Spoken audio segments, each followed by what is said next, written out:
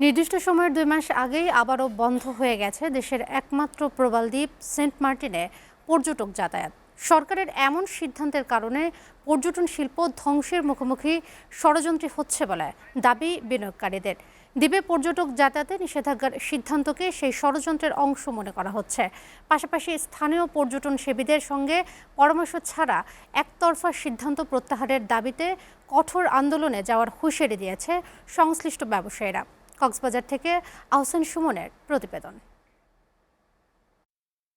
বঙ্গোপসাগরের মাঝখানে জন্ম নেয়া দ্বীপ সেন্ট মার্টিন।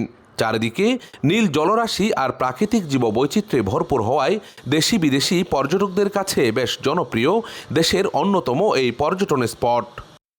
প্রতি বছর শীত মৌসুমে অসংখ্য পর্যটক ছুটে যায় সেন্ট মার্টিনে, কিন্তু এবার পরিবেশের দোহাই দিয়ে ডিসেম্বর জানুয়ারি 2 মাস দ্বীপে পর্যটক যাতায়াতের অনুমতি মিলে, তাও 5 থেকে 6 হাজার পর্যটকের জায়গায় ট্রাভেল পাস নিবন্ধনের মাধ্যমে দৈনিক সুযোগ পেয়েছেন মাত্র 2000 জন। এতে চরম হতাশ পর্যটক এবং স্থানীয়রা।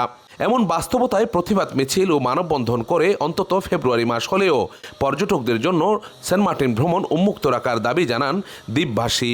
পরিবেশ রক্ষায় নেমেছে আমাদের মাননীয় উপদেষ্টা রেজওয়ানা হাসান, যে মানুষের হায়াত রিজিকের উপরে হাত দিয়েছে। এবছর আমরা মাত্র 2 মাস সময় পেয়েছি, যেটা প্রতি বছরের তুলনায় অর্ধেকেরও কম সময়, আর তার মধ্যে এটা করে দেওয়া হয়েছে লিমিটেড 2000 পর্যটক। অনলি 2 মাস আমাদেরকে এখানে ব্যবসা করার সুযোগ দেওয়া হয়েছে, এবং এই 2 মাসের মধ্যে শুরুতেই আমাদের প্রায় 15 দিন, জানুয়ারিতে গেছে প্রায় 10 থেকে 15 দিন, ওই 15 দিন 1 মাসের মধ্যে আমাদের বিজনেস হয় নাই। 5 মাস 6 মাস ব্যবসা দিয়ে আমরা 12 মাস কোনো রকম ট্রেনে ছেড়ে চলে যেতাম। আমাদের বাচ্চাদের লেখাপড়ার সুযোগ হইতো, ফ্যামিলি চালানোর সুযোগ হইতো।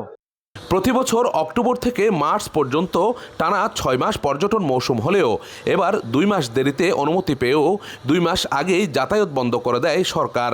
এতে ক্ষুব্ধ প্রতিক্রিয়া জানিয়েছেন এ খাতের শত কোটি টাকা বিনিয়োগকারীরা।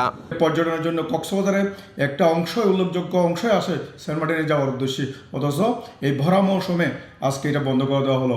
অন্তত আগামী 28শে ফেব্রুয়ারি পর্যন্ত যদি এটা রাখা হতো, তাহলে আমরা মনে করি কিছুটা এটা এই যে আমরা ব্যবসা হারিয়েছি এটা লাঘব হতো। আমরা যেহেতু 5 থেকে 6 হাজার পর্যটক যেত, সেখানে আপনারা 2000 পর্যটকে নেমে আসছেন। আমরা জীবন জীবিকার তাগিদে আমরা 2000 পর্যটক মেনে নিলাম, কিন্তু আপনিও তো তার সরকারের সিদ্ধান্ত আপনারা বরখেলাপ করেছেন। এটা তো আমাদের প্রতি অন্যায় করেছেন, আমাদের প্রতি জুলুম করেছেন।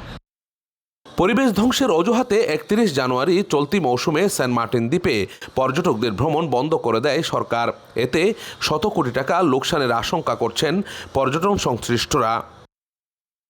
আহসান সুমন, SATV, কক্সবাজার।